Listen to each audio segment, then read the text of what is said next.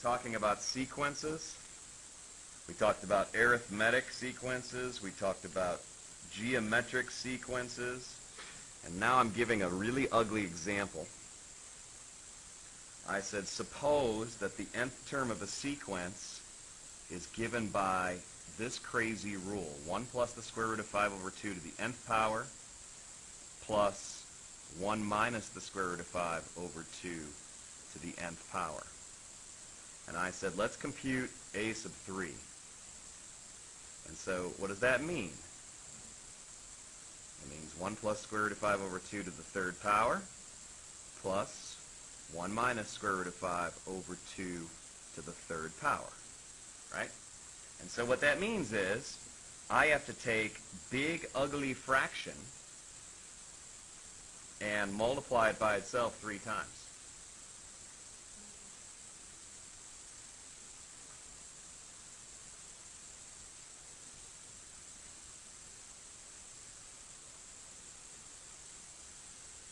Wow.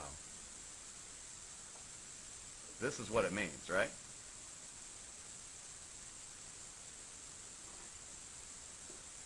I can tell you already, I'm going to use up the whole sheet of paper. All right? So I'm trying to work this out, and I'm thinking, maybe I can just multiply these together. Some of you guys did that because you computed a sub 2 for me, right? So let me do that part first. And I know I'll do the denominator, and you do the numerator. Sound fair? Okay, so I did the denominator. And now the numerator, right, ends up being, well, if I work it out carefully, I get 1 plus 2 square root of 5 plus another 5 is 6.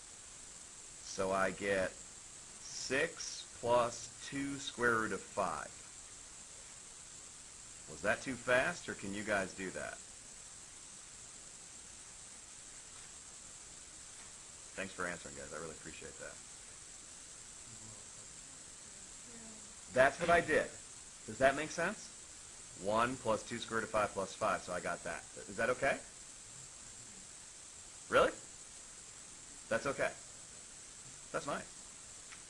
Okay, and then I'll still have to multiply this by 1 plus the square root of 5 over 2 in a little bit. And then, doing something very similar over here, let me multiply those guys together. And then I will still have to multiply by 1 minus the square root of 5 over 2. And I'm trying to go fast. So I'm going to tell you that the only thing different when I do the numerators, instead of getting 6 plus 2 square root of 5, you know what I get? 6 minus 2 square root of 5. That's what I get. And by the way, for those of you that were doing a sub 2, what you got was you got this black fraction if you did it correctly, and you got that black fraction, and you added them together, and so the 2 radical 5s kind of disappeared. Did you see that? And you just get 12 over 4, which is 3. So I'm going to say that a sub 2 is in fact 3. That's really kind of cool. By the way, a sub 1 would be this thing to the first power plus that thing to the first power, I guess, is 1. All right, let's see what happens. If I multiply these things together, I'm going to get something over 8. So I have to do 6 plus 2 square root of 5 times 1 plus square root of 5. And I get 6 plus 6 square root of 5 plus 2 square root of 5. And then I get plus 2 times 5, which is 10. So I get 16, 10 plus 6, plus 8 square root of 5. So that's what I get. Now, over here, I get, let's see what I get. 6 times, well, I'm going to get almost the same thing. Matter of fact, if I do my multiplications, the only things that are going to be different is that right in here, I'm going to get minuses with the radical 5s. So I'm going to get 16 minus 8 radical 5. Cool. And so when I add it together, what happens? I get 32 over 8, which is 4. A sub 3 is 4.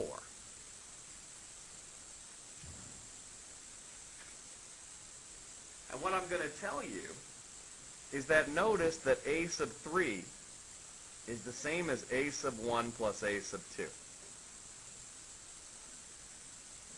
I'm going to do something in mathematics I sometimes like to do, because remember, mathematics is the study of patterns. I'm going to make a conjecture. What that means is an educated guess. I'm going to guess that a sub 4 might be 7. Okay, that's going to be my guess. It's the sum of the previous two. That'd be really cool if it is. And you can work it out at home if you decide you want to. We're not going to do that right now. I'm going to write this a little bit differently now. When I write a sub n equals n squared, what I can do is I can say things like, well, a sub 1 is 1 squared, so it's 1. A sub 2 is 2 squared, so it's 4. A sub 3 is 3 squared, so it's 9. Etc. Okay? This is just the notation that's telling you which term of the sequence are we talking about. So if I had to write out the whole sequence, what would I do? I'd say 1, 4, 9, 16, 25, and eventually I put dot, dot, dot. What's that mean? Keeps on going. How long? Forever. Now I can only do that if you understand the pattern. But I claim that a rule like this really tells you what the pattern is. Does that make sense? So if I asked you what's the 10th term of the sequence, well, that's easy. What is it? 100. Okay? I could ask you what's the 1000th term of the sequence, and you could say 1,000,000. Okay? This is not too bad, because I have a rule like this.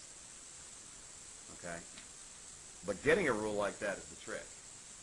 If I just gave you these numbers, oh no, I guess you would know. You'd recognize those are the perfect squares, right? How many would, they think? I should have done that at the beginning of class. It's funny though. If I go to my son and daughter's grade school and give them those numbers, they won't recognize that. They haven't dealt with perfect squares enough yet. But you know what they will see? They see a pattern. Does anyone see it?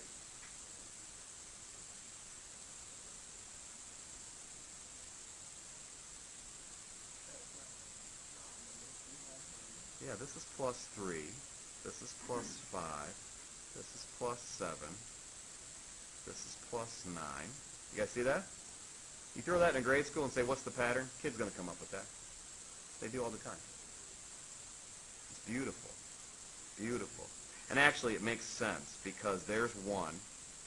When we say 2 squared, I'm really adding on 3. When we say 3 squared, I'm really adding on 1, 2, 3, 4, 5 more. Okay? And the pattern continues. That's really nice. All right. So let me give you some more from the book, and let's practice trying to use these formulas.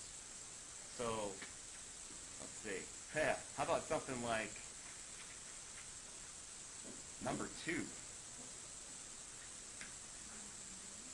Don't you hate it when number 2 is already so ugly you can barely write it?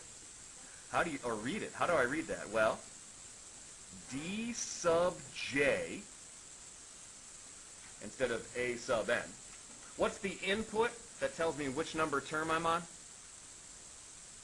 The j. The j is going to tell you which number term we're on. D sub j equals -1. Bless you. And what they're trying to do is they're trying to make this an exponent. So, does that look like an exponent to you? No? Maybe I'll put this symbol. Do you guys know what that symbol means? Oh, you can't see it. Yeah, caret. I'm going to put -1 to the, and then I'll put the fraction. The fraction is j times j plus 1 over 2, right? What a great formula. And all that Stitz and Zager asked me to do with this is write out the first 4 terms of the sequence. Okay? Let's try to do it. Well, D sub 1 is -1 to the 1 times 2 over 2. So that's -1 to the first power, which is what? 1. No. -1. Okay, so -1 is the first term. You guys follow? All right, to save time, if you're in the last 2 rows, I want you to do D sub 2.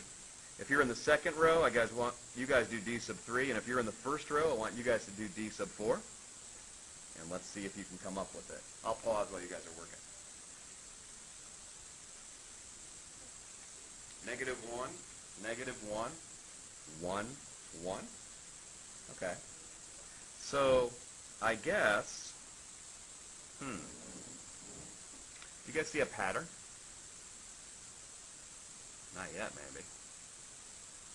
Better do D sub 5. -1 to the, I guess it would be 5 times 6 over 2, which is -1 to the what? 30 over 2 is 15, so what do I get? -1.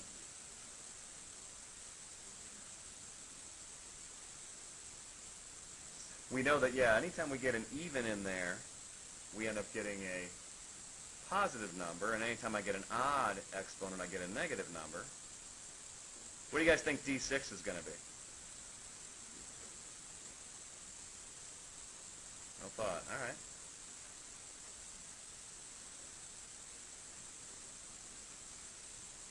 So it's -1 to the 21st power. So what is it? -1. D7. Are you sure, or are you starting to see a pattern? We think D7 is 1, and we think D8 is 1. And I agree with you. D9 would be -1, okay? This is a beautiful sequence. This is a beautiful formula for that sequence. It's a very simple sequence, right? I mean, if you had to write the sequence out, you'd say it's, so D sub j. By the way, here's a way of expressing the entire sequence. I can say j equals 1 to infinity. I tell you where I'm going to start down below and where I'm going to finish up above. Well, this one means I'm not going to finish. And I could say it's the sequence -1, -1, 1, 1. -1, -1, 1, 1. Okay? And that's another way to write the same sequence. This is a rule for it, right here, or a formula. But this is another way to list the elements. Here I'm listing the terms.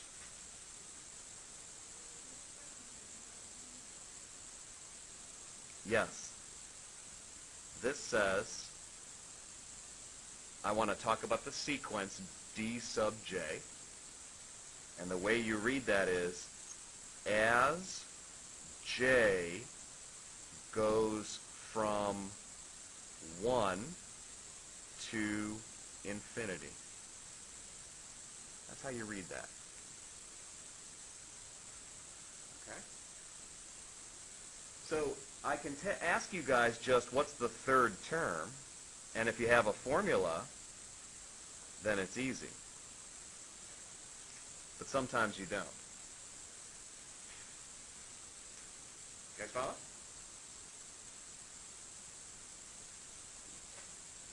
Okay. Next, I should do one something like number 10.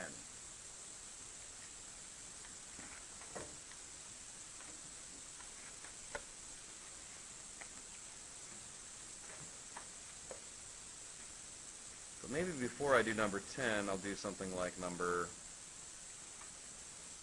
7? Sure. Let's do number 7.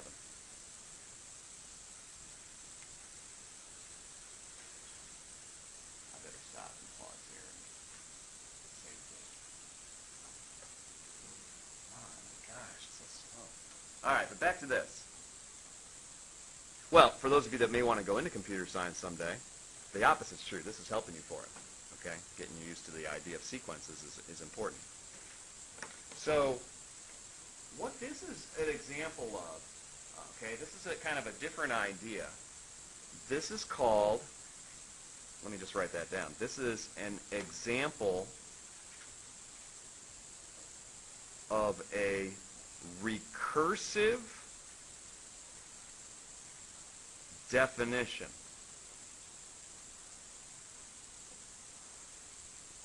Okay, and what I mean by that is we define each term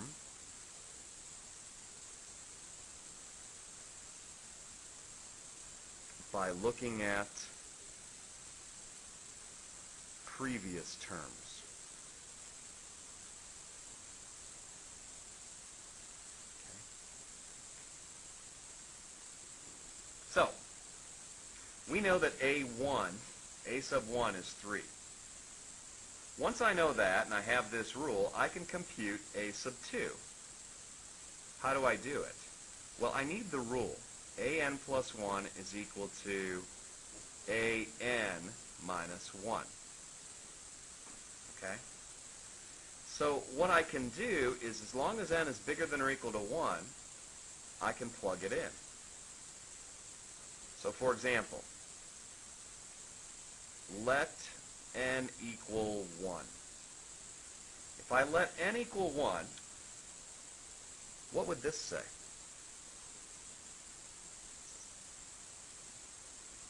A sub 2. A sub 2 is equal to a sub 1 minus 1. Does that make sense? But don't we know a sub 1? What's a sub 1? 3. A sub 2 is equal to 3 minus 1. So a sub 2 is equal to 2. You guys follow? All right. Next. Suppose I ask you guys, what is a sub 5? Can you tell me?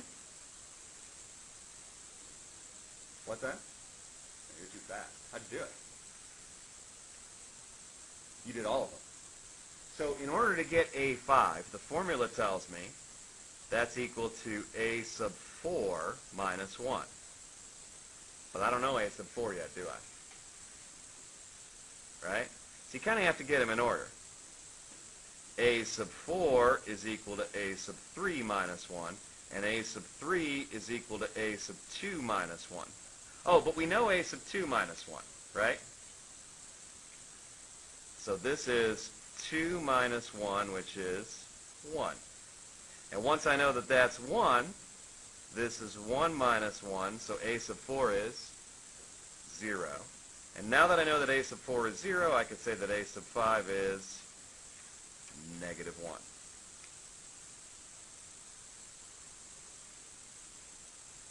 Do you understand how a recursive definition works? A little bit. Yep. Okay. Let me continue. A sub 6.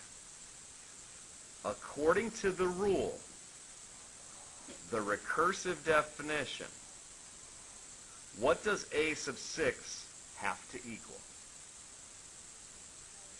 A sub 5 minus 1. The rule says an plus 1 is equal to an minus 1. You guys follow? Now, I think you know what a sub 6 is going to be, but let's work it out slowly. Where it used to say a sub 5, what can I put in? Yeah, we worked out that a sub 5 is actually negative 1. So it's funny. In order to get a sub 6, in theory, you have to work all the previous stuff out. So let's see. I get negative 1 minus 1. What do I get? Negative 2.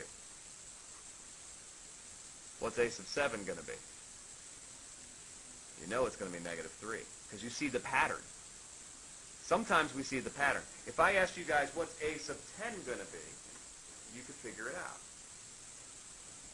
But again, it's based on the pattern. But if you have to, sometimes if you don't see a pattern, we define it recursively. Okay? And that's why I wanted to do number 10. I wasn't sure if you would see any pattern to number 10, and I don't even know if I'll see any pattern to number 10. So I thought that'd be fun to try. All right. Number 10 says, C sub 0 is negative 2. And it says, well, there's a typo here somewhere. It says C sub j is equal to C sub j minus 1 over j plus 1 times j plus 2. And this is for what?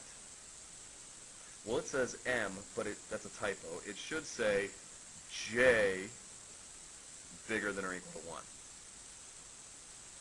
Okay. And so all you're supposed to do is the same thing you did in the other exercise. You're supposed to write the first 4 terms. But it's just getting used to the notation. So C sub 1 is equal to C sub 0 over 0 plus 1 times 0 plus 2.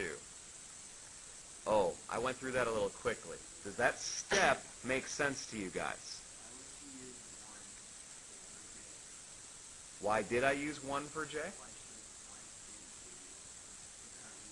I did use 1 for j. Let me be very clear about that. J is equal to 1. What is it that equals 0? J minus 1 is what's written in the formula there. You see that?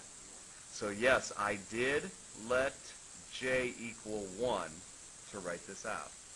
And you have to be really careful about what's going where. Does this make sense to you now? Okay? And so let me continue. C1 equals, well wait, do we know what C0 is? I was given that. So it's going to be negative 2 over 1 times 2. And so C1, C sub 1 equals negative 1.